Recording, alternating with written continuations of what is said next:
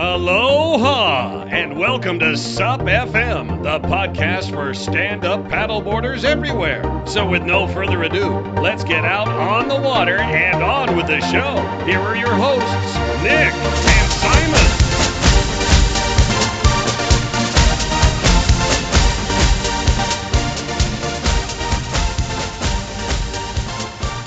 Welcome to Anthony Hoeknes, who has single-handedly designed, coded, marketed, and produced the incredible www.suptrotters.com.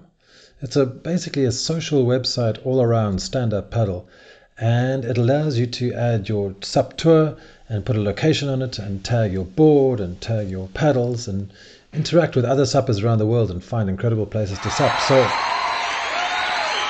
welcome, Anthony Hoeknes. Did I say it right? Yeah, it's perfect. Hi, Nick. Hi. Hey, how are you doing? Fine. I'm working a lot of my website at the moment, but I'm doing well. So you're from Holland or Belgium because you have a Dutch accent. And how do you pronounce your name exactly? Did I get it right? Yeah, so it's Anthony Hoekmes, and I'm from Belgium. So my native language is French. Because in the south part of Belgium, you speak French, of course. And English, of course. It seems like everybody can speak English in that area of the world. Yeah, I try to speak English. I hope it will be okay for the podcast. That's fantastic. No problem at all. But Anthony, tell us, everybody gets involved with stand-up paddling in the beginning, and we'd love to know exactly how you first came across it and what you thought about stand-up paddling in those days. Yeah, a few years ago, I was in the Caribbean with my girlfriend. So we were in St. Martin, this little island, this beautiful island. And I had already been paddling a few years back because I'm a windsurfer, so I'm a little bit addicted to water sports, But on that day, it was a beautiful day, beautiful water, and I was with my girlfriend, and I decided to try with her, and she really liked it. So it was really the first time I had a great session with stand-up paddling. For the first time, I was able to share a session with my girlfriend on the water, and it was really a great moment. And on that day, I realized that I wanted to involve in that sport really more. So I came back home and I bought two boards, one for her, one for me. And from there, we started paddling more and more often, and that's great. That's fantastic. But why did it grab you so much? Was it because you could do it with your girlfriend? It was more of a social thing. Yeah, really. The fact of being there on the water with her, that was great. And the fact of discovering new things, being on the water, standing on the water, being able to do new things. For example, we were in St. Martin, and if you wanted to go on another island, a tiny island, you had to take a small boat. But there were a guy there who was renting paddle boards instead. So you can go to this island by paddling instead of renting a boat or going by boat. So it was really a new way to discover things, and I really like that. Wow, that is a whole different feel, isn't it? But I've still got a ways to go because my wife hasn't started paddleboarding yet, but I'm pushing on. Yeah. No, it's really nice. That's one of the best things with stand-up paddle is that you can share with your family, with your friends, and it's easy. Everybody can start it if they have the right conditions. So no, really, that's something I really like. It's definitely very accessible. But I remember seeing Robbie Nash talk in a video about his windsurfing background. Like you had a windsurfing background. I'm not sure if it was as good as Robbie Nash's, but but he was saying that, oh wow, it's so incredible to get into stand-up paddling because it's a whole different ballgame. And I find it kind of difficult to believe that because he's coming off this intense windsurfing and kite surfing background. Yeah. And then he gets into stand-up paddling, but it's a whole different way, isn't it? Yeah, of course, it's very different. I'm not as good as Robbie Nash, unfortunately, but I love to windsurf in waves, for example, so to jump, to surf, and more. And this is much more radical than stand-up paddling, of course. But this is, as you said, this is different. I prefer, of course, windsurfing to stand-up paddling because this is, as I said, more exciting. This is different.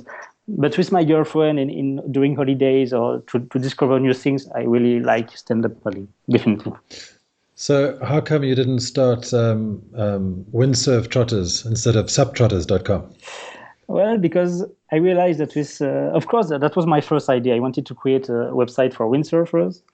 But then I realized that stand-up paddlers really like to share what they do. Windsurfers, surfers, those people prefer to keep their sports secrets. I mean, not all of them, but most of them. But with stand-up paddlers, they like to share pictures. Everybody has a camera, a GoPro with him on his board, and they like to share. And it was the same for me and for my girlfriend. After a session, we wanted to share our pictures on our Facebook accounts and with our friends and more.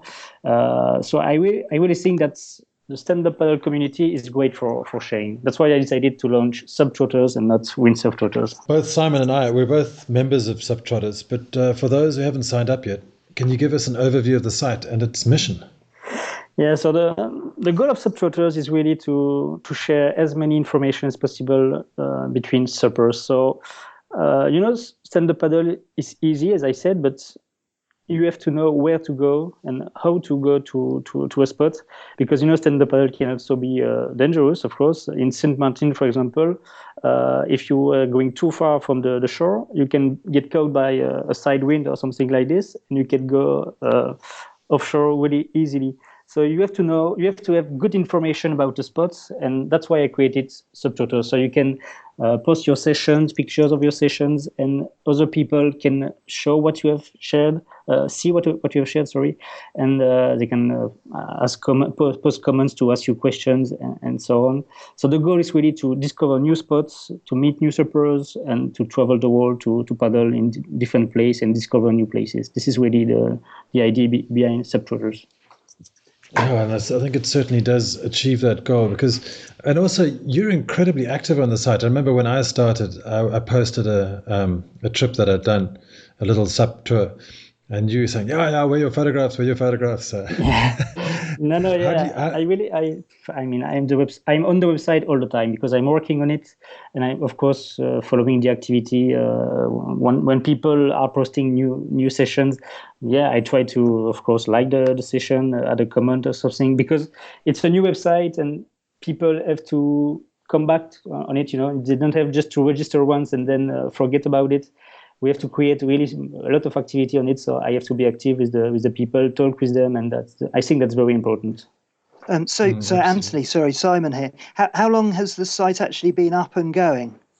So I launched the website in August. So it's been 8 months, I think. Wow. 7, 8 months. At the moment, we have, I say we, but it's I actually. So SUP Trotters have more than 2,000 members. So it's not a lot, but it's already nice. I'm very happy because most of these users are active. By active, I mean they have already posted a session. They have created spots. They have shared pictures. And that's for this, I'm very happy because it means the site is okay. I guess it's well designed and it's easy to use. People know how to publish a session. And for me, that's the most important thing. Now that I know that the website is working well, I will try, of course, to get more and more users by promoting it on various platforms. That's my goal now, is to keep developing it with new features and to promote it even more. Yeah, and one thing that really struck me from spending a bit of time on there is that it's started with a worldwide reach. So, you've got people from Australia and the Far East and the States and so on using it already. Yeah, so that was my goal, not just saving, for example, people from Europe or somewhere else. I wanted to have people suppers from all over the world because, that's SUP Trotters. Of course, the name comes from Globe Trotters, people paddling everywhere in the world. So I wanted to have people from everywhere. And it was hard. I mean, I had to promote it as much as I could using different media like Twitter, Facebook, and more. But now when you go to SUP Trotters and you click on the spot maps, we have more than 1,500 spots.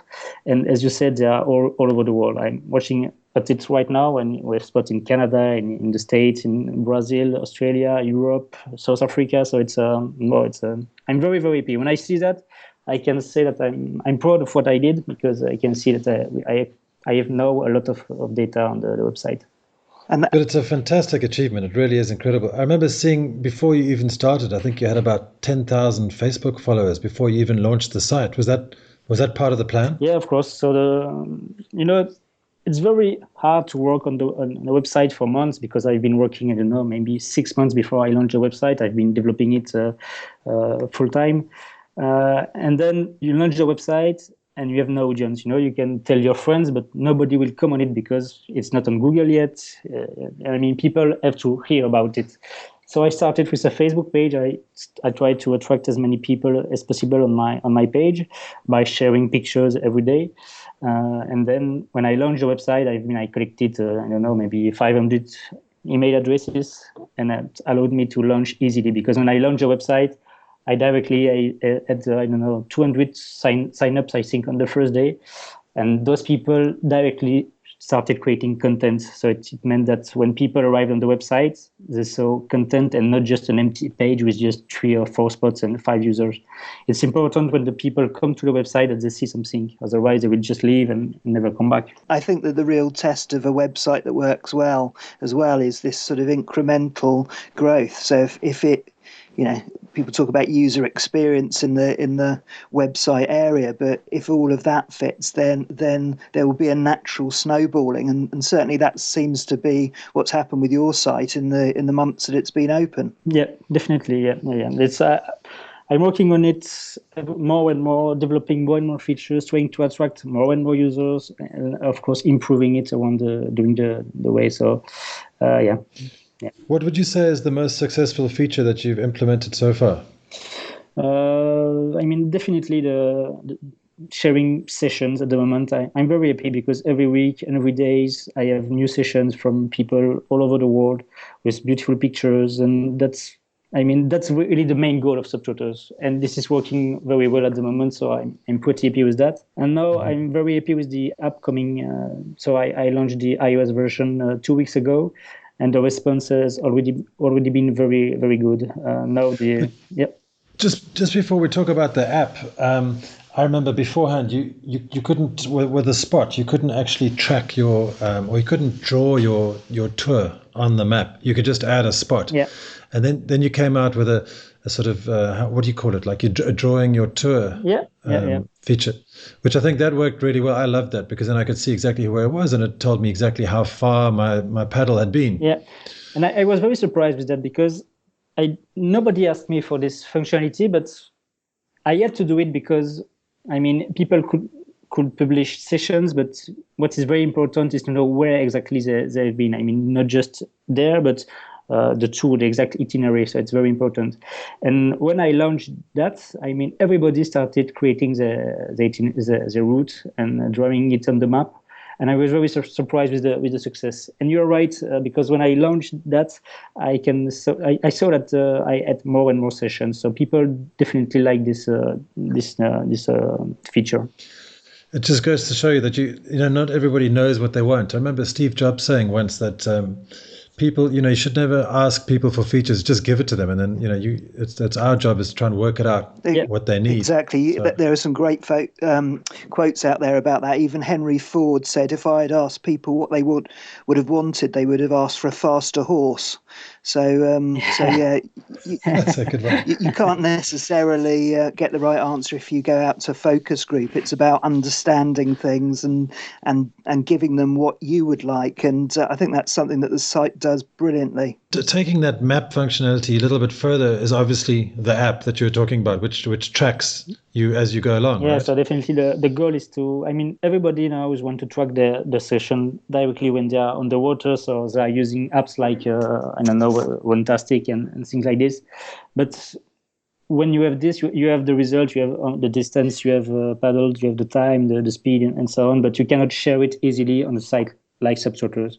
So the goal is to have everything linked together, so you can go on the water, use your app to track your session, and at the end, it will be published directly on SUP Trotters, on Facebook if you want, with your friends.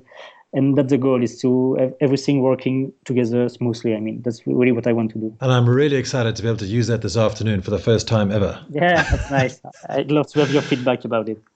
Yeah, I've been dying to try it for a long time, and then I haven't done it. But I'll be doing it this afternoon. Have you tried it yet, Simon? No. Well, I downloaded the app. I haven't been out on the water. I think I downloaded it yesterday. But yeah, I will. I'll be out there. I think I've posted about 4 or 5 locations, but but I'm really looking forward to just testing my pace, probably slow, and distance. It looks fantastic. But what I'd like to ask about the app, I'm not sure, because I like you mentioned Runtastic, I've used that before, and I don't know if I went into an area where I lost GPS coverage or something, but suddenly I would hit 54 kilometers per hour and do some strange things with the app. Have you experienced anything like that on your app? Yes, during the development that was one of the big challenge of the development, because the GPS isn't always very accurate, and sometimes I was paddling, and a point was going to, I don't know, 5, 10 or 20 kilometers far faster and coming back. So I got strange results. But now I think I have a good solution, and it's working fine. I mean, I've been testing it for many sessions, and we already have now, I think, 100 sessions published with the app, and the results seems to be good at the moment. Fantastic. But it just seems to me that you're putting in so much hard work. I mean, it's a hell of a lot of hard work building the site, because it's beautifully designed, beautifully presented. And when are you going to get anything out of it? I don't know. That's a good question. I mean, now at the moment I want to have the best website as possible. I mean, I really want to do something great, and of course, I think that if I keep up the good work, someday I will get a result, and I will get, of course, money for it. So my goal is to someday start to have a few brands advertising on the website and so on. So of course I will monetize it someday, but that's not my main goal at the moment. I have another job. Of course, I'm a full-time web developer and mobile developer, but I'm very happy here because I'm working for the first time for myself. I have a service company, so I'm developing apps and website for other people. But here I can develop something for me, something that I really like, and I'm doing my best to do something great. And I really like that. At the moment I don't need money, but I hope that, of course, someday I will be able to have SUP Trotters as my main job. Of course, that's my goal, but I don't have a time slot for that. I mean, it can be in 1 year, in 2 years. That doesn't really matter, because, as I said, I have enough work for my customers. It's really amazing to be able to have that freedom, not to have to earn money out of it. I think it makes for a better product. Yeah. And it's probably sort of, the Google 20% project. It's probably very similar to that, where the people in Google exactly had to spend 20% of their time. Exactly as I see it. I mean, I tried. At the moment, I'm working half time on the website, so it means that 2 or 3 days a week I'm working on the website. The rest of the time I am managing my company, working with my customers, and that's, for me, that's perfect, because I've been working with my company for 5 years full time. And I was starting to be a little bit less motivated, as I said, always working with new clients, starting everything from scratch with new clients every time. And now I have this project that really motivates me to wake up every morning. First thing I do when I wake up is I take my iPhone, go to SUP Trotters to see if there is new users. And I mean, that's great. Really, that's a good way to start your day. And I really love it. Yeah. I really love it. That must be fantastic to have something like that growing so well, like your own baby in a way. Yeah, that's really a baby. So how else has, apart from obviously impacting your life passionately, how else has your life changed since starting SUP Trotters? Have you got to travel a bit or meet people? Or? Yeah, that's, I mean, this is coming now, I guess. I have already been to SUP trips to meet new people. For example, when I launched SUP Trotters, after a few days, I had a member called Knut Sorby. He's a Norwegian guy, and he shared awesome pictures. I mean, it was really beautiful. I didn't know that Norway was so beautiful country. So I've been chatting with him on SUP Trotters, and I decided to visit him and to do stand-up paddle with him in Norway. So I went with my girlfriend there for 3 days. And it was really amazing. I mean, probably one of my best SUP trips, because, Knut is a 60 years old guy. I'm 30.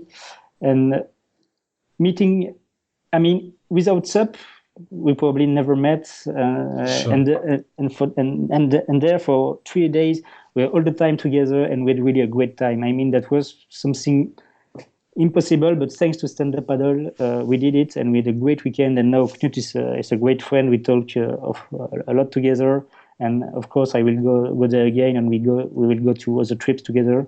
So yeah, of course I want to travel thanks to SUP Trotters, but now what I'm going to do is to travel to go to events. So for example, people are organizing events in Paris, in Amsterdam, and in Portugal, of course, also. Yeah. And my goal is to be able to go there, meet people, talk about them, not just to promote simply the platform, but to be around other suppers, know what they want, what they think about the website, and simply paddle with them. I mean, I think that's a great way to meet new people, and yeah, that's my goal. Absolutely. So does that mean that you're going to enter the 11 cities tour in Holland?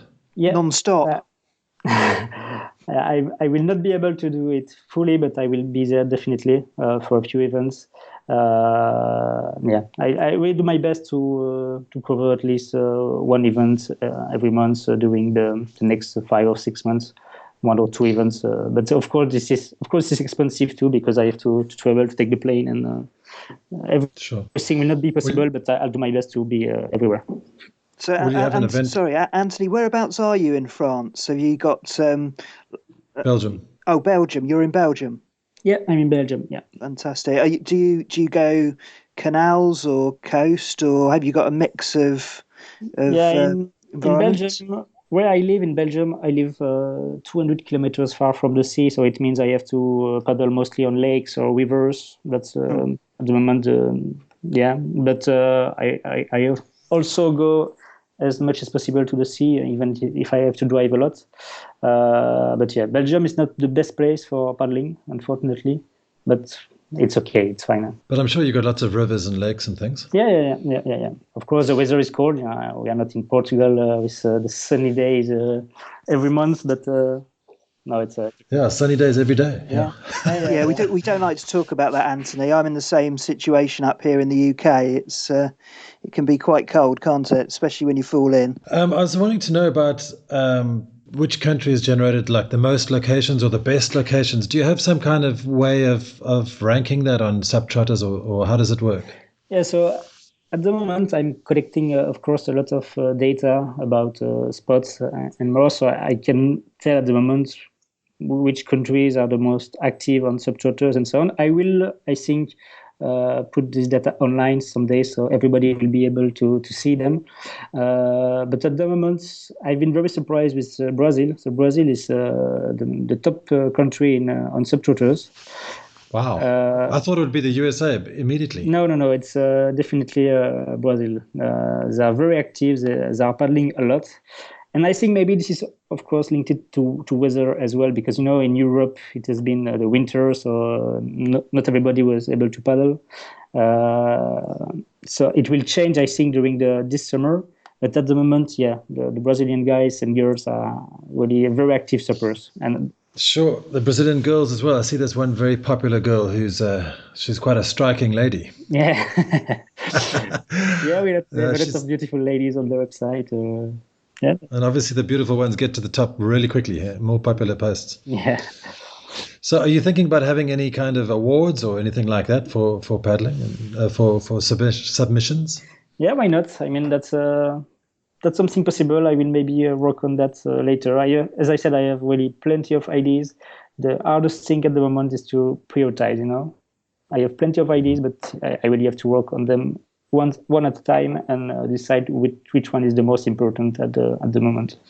So, Simon, do you have any other questions? So just more stuff about the stats, really.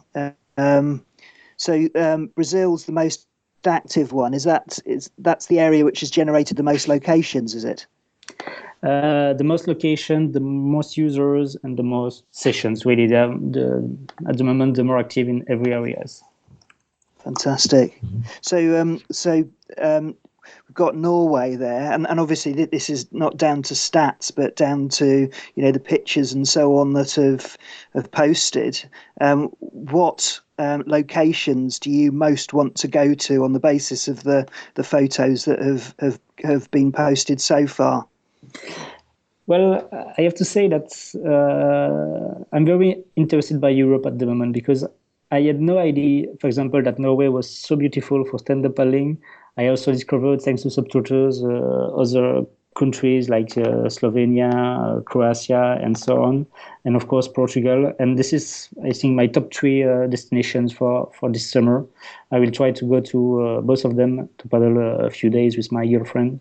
Really, I see wonderful pictures. So you don't have to travel. That's what also great with stand-up paddle. You don't have to travel around the world if you don't have the money. You don't have to go to the Caribbean to have a great SUP experience.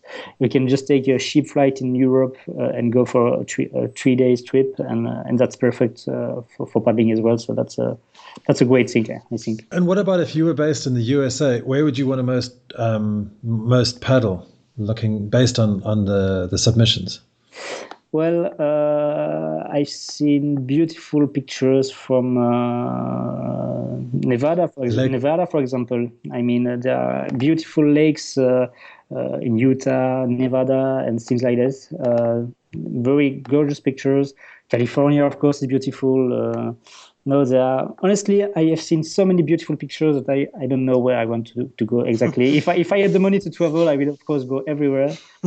But yeah, I think I'd really love to go to Lake Tahoe. That sounds incredible. Yeah. I mean, just the clarity of the water looks unbelievable. Yeah, I had also beautiful pictures from Canada. So really beautiful pictures with mountains, the blue water. No, it was amazing. Honestly, I don't know. I have many places I would like to go, but as I said, I think that I will start with Europe because it's, of course, near my home and it's easiest for me to travel. I was just reading an article today, actually, on the internet about how important it is to discover your own backyard before you venture further afield, because there's so many hidden gems very, very close to home. Yeah, definitely. So totally agree with that. You are. Yeah, and the nice thing about stand-up paddle is that you can experience those locations from a completely different angle. So it's always places to explore.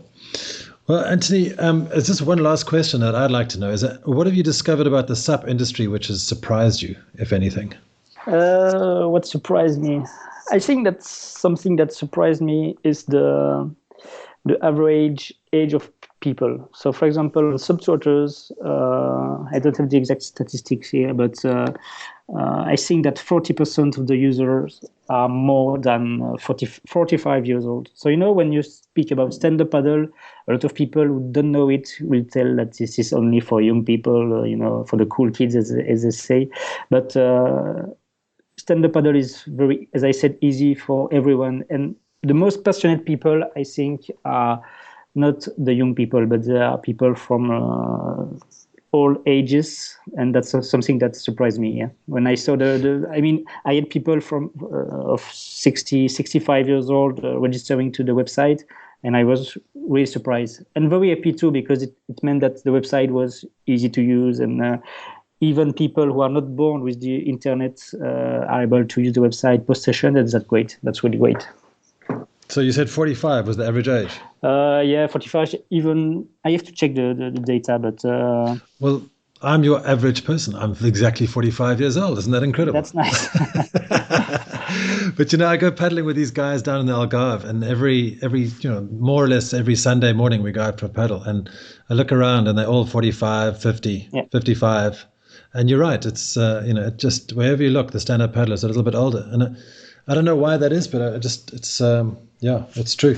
And the other stat is also that there are a lot of women. So I think that 25% of the users, 30% of the users on SUP Trotters are women. So that's also nice. I mean, but I get that feeling as well from looking at marketing and magazines and things on the internet, is that a huge percentage, almost maybe half, are probably women suppers, which is great. It's lovely. It's not a male-dominated sport, which is fantastic. Yeah, that's fantastic. I really like that too.